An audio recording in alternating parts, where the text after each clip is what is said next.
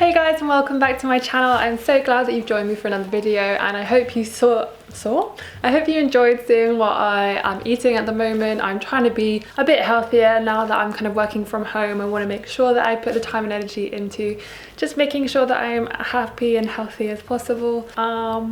If you like seeing what I'm eating, please like it and leave a comment down below and let me know, because I'm gonna start making or introducing more kind of like food stuff into this channel, and also do like snippets of my CrossFit training and stuff like that. I have been putting a lot more of that on Instagram, so if you don't follow me, it's at Sustainably Vegan, and you can go and follow me there.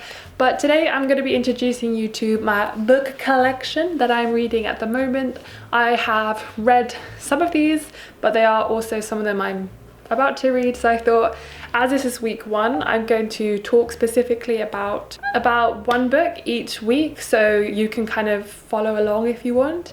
And I'll tell you which book I'm reading for next week, so if you have it available to you, you can read it and then we can talk about it together, and yeah, we can have a discussion, which will be quite cool, I think. Don't you? So first of all, let me tell you the books that I have read and am reading and will read, and then I will get into the book that I am talking about this week. Ugh, so many. Ugh. Okay, so the book I'm going to be talking about this week is Naomi Klein's This Changes Everything. Now, if you follow me, then you'll know that I have read this kind of maybe a couple of months ago, so it's not particularly fresh in my brain, but I thought this is such an important book. It's just so important that like I couldn't not talk about it in a little bit more depth. And also I could not mention it as the first book, especially if you're coming to this as kind of like wanting to get to know more about climate change, sustainability, zero waste, low impact living, trying to better understand what we can do as consumers, what we can do as citizens and as people. But yeah, it's the first one. I will put all of these down in the description below in case you miss it. I am currently reading, which is taking me a long time, is No Logo by Naomi Klein as well. This is more about branding and advertising, and it's a little outdated now, I guess in the 2000s. It was 2008 maybe, but still I personally think very relevant for today in understanding why big companies are getting away with the stuff that they are, and etc. The next one, which I haven't read, but my sister basically did a lot of research for me.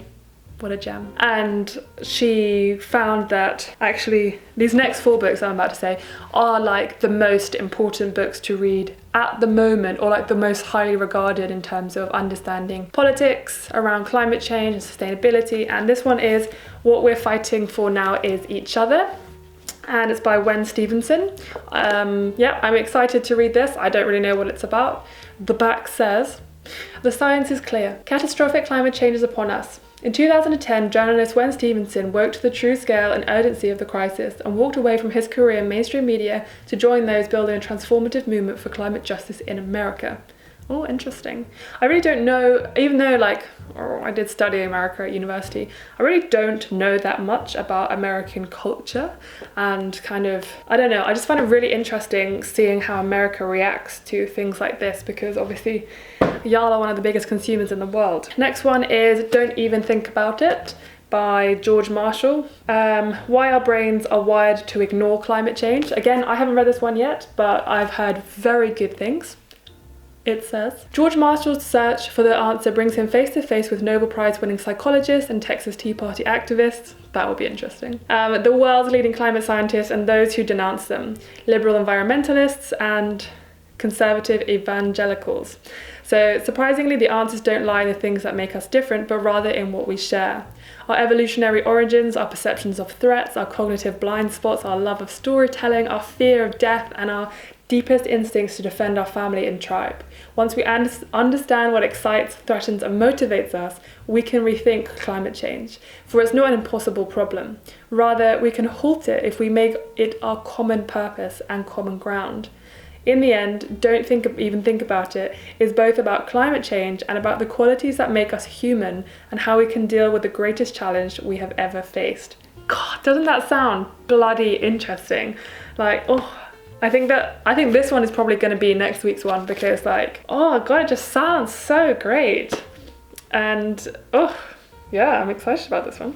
I am such a nerd. The next one is Prisoners of Geography. Have read this one. It's so good. I can't even begin to tell you. It says, all leaders are constrained by geography. Their choices are limited by mountains, rivers, seas, and concrete. Yes, to follow world events, you need to understand people, ideas, and movements. But if you don't know geography, you'll never have the full picture. So it's kind of like talking about Putin and why he's obsessed with the Crimea, and then why the USA was destined to be a global superpower, why China's power base continues to expand ever outwards, etc., etc. So it's all about geography, how governments and companies and just how they use their geography and how they use the world, and why particular governments are obsessed with particular pieces of the world and what it means to be in certain areas, kind of thing. So that's really, really good.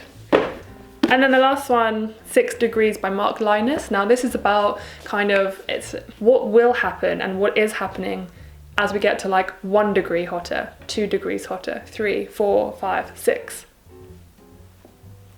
And so far it's really interesting. I dipped in and out of this one because I found it slightly harder to read, but I love it. It's really great. It says entire nations, uninhabitable, entire populations have been wiped out. Arid land cracks and peels in some areas of the globe. In others, deluges of floodwater ravage the earth. Welcome to a world 6 degrees warmer. Welcome to our future. So in this explosive book, as it says, Mark Lynas investigates. Scientists claim that the next century will see global temperatures rise between 1 and 6 degrees, and kind of the devastating results around what would happen to us, the planet, everything. And whew, I'll tell you, it's interesting. So that's definitely on. But those are my books for now that are coming at you in the next 6 weeks. Today being number 1. But let's just get straight into this one. This might be a long spiel, this bit. So just settle in. You better have a cup of tea. I mean, if you're not bringing a cup of tea to my Friday videos anymore, or yet, you're doing something wrong. All I'm saying. So, this changes everything. And it really does. A few practical things. The writing is small, okay? I'm just putting it out there. And if you're a slow reader like I am, then it might take you a bit of time. Also, if you study things like English literature and not science, you might find this a little bit harder to read, only because it's really packed full of just amazing evidence, like political evidence, trade deals, lots of stuff to do with the government and how the UN and the European Union and world global trade stuff works, and then like the real nitty-gritty science behind climate change and what countries are doing what and why they can't do stuff and why they won't do stuff.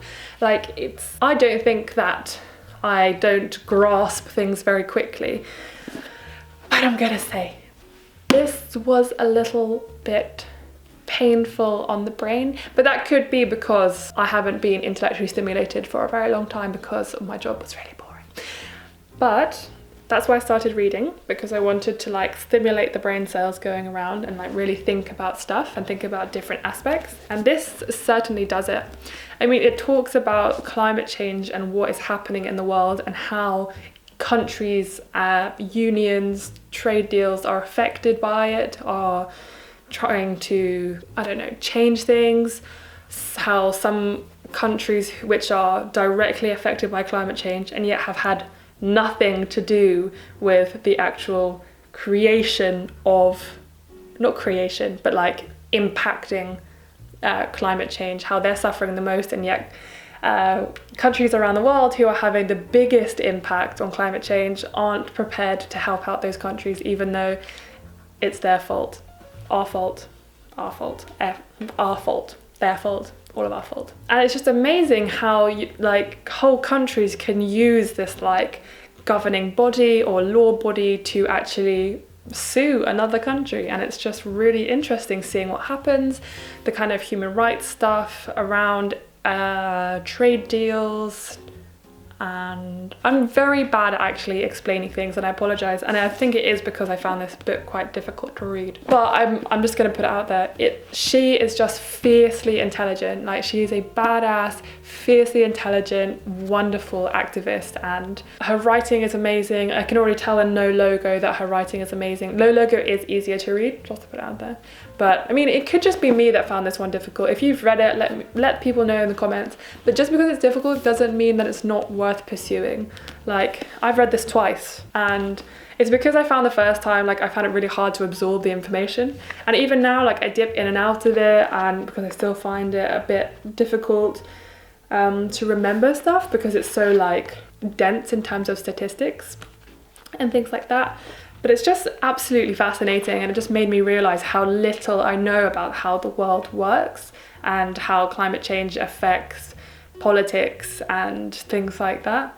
I mean, Naomi Klein, I think she's a journalist, and she basically just decided, this is something that no one knows about and not talking about. I'm going to go out there and I'm going to write a bloody good book about it and make people like turn heads and actually listen and yeah, it really has been a monumental book that has changed a lot of opinions, and also made people realize like the gravity of the situation that we're in terms of climate change.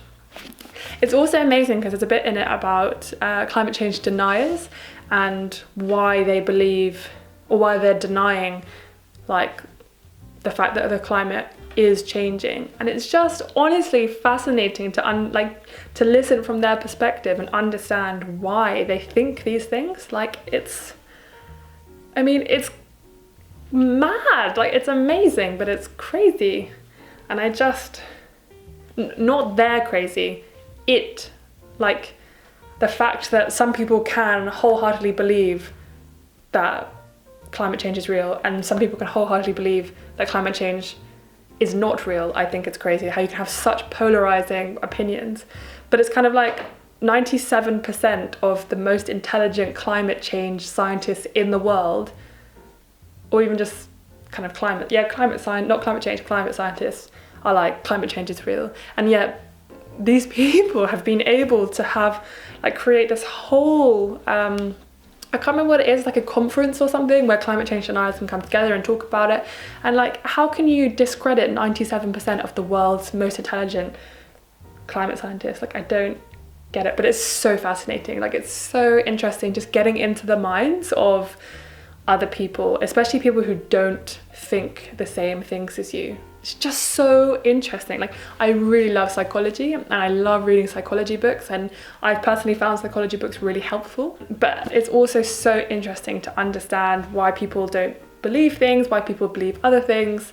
And yeah, I mean, I'm a science girl through and through. Like, even though I'm not good at science, I believe science. Like, I rest a lot of my beliefs within science and like facts and stuff like that, which I think, yeah, no, I just love science. Just love it. Such a nerd. But yes, back to the book. I think this is a wonderful book, and I think it's absolutely essential to anybody who's interested in climate change and talking about it and sustainability. It is arduous, but it is completely worth it. There are sections where you'll just like zip through because you're like, oh, so interesting. And the good thing about it is it's split in two. So you've got like, climate change is really bad, this is what everyone else is doing about it, blah, blah, blah, blah, blah, blah, blah. And then what can we do about it? How can we help? What is the solution? So she doesn't just kind of like leave you a bombshell of like, the world is ending. But she also gives you like really like, well, these are my ideas about how we can change it and try and create a solution for it and all of this wonderful stuff. And it's great. Yeah, I'm not going to talk much more in it because I don't want to just ramble on, and also it has been a few weeks, sorry. But next week, as I've already said, I'm going to be talking about this one, Don't Even Think About It by George Marshall. If you guys want to read this as well, please do, and then we can all talk about it next week. I'll make a video on Friday, even if it's just part of the video, I'll still make it obviously, and sort of tell you what I think about this. Or if you want to wait to hear me talk about this first before you read it, that's obviously fine. But it would be cool if, you know, other people read it or had read it and we talk about it in the comment section below. That would be, I think it's so important to have discussions about things like this, because obviously like I can think one thing and sit here and talk about it, and then someone else think something else I'd never even thought about. And unless we engage and talk about it, then like how am I meant to know, you know, or like learn and grow and whatever. Yeah, that's about it. I'm excited for this one. I have to finish No Logo first, but I don't want to talk about No Logo next because I want, No Logo is important, but it's not like sustainability focused, and I want to do like a load of sustainability ones first and then get into other ones. Like I just read Dolly Alderton's book, Everything I Know About Love. I might briefly talk about that one next week, so give you two books because I've already read that one. And so you've got one sustainability one, one non-sustainability one, for a bit light relief. Anyway, thanks for watching this video. I really appreciate all of you coming here and checking it out. Yeah, I'd also really love some feedback on like the recent videos that I've done, and now I'm trying to put loads more effort into everything and make sure everything's really lovely. But yeah, I would love just to really grow this movement and to grow our community, and I would just love to know what you guys think about it and all the recent stuff. Okay, thanks for watching. Give it a like, share, subscribe, comment, read all your books, and I will see you guys next time. Bye.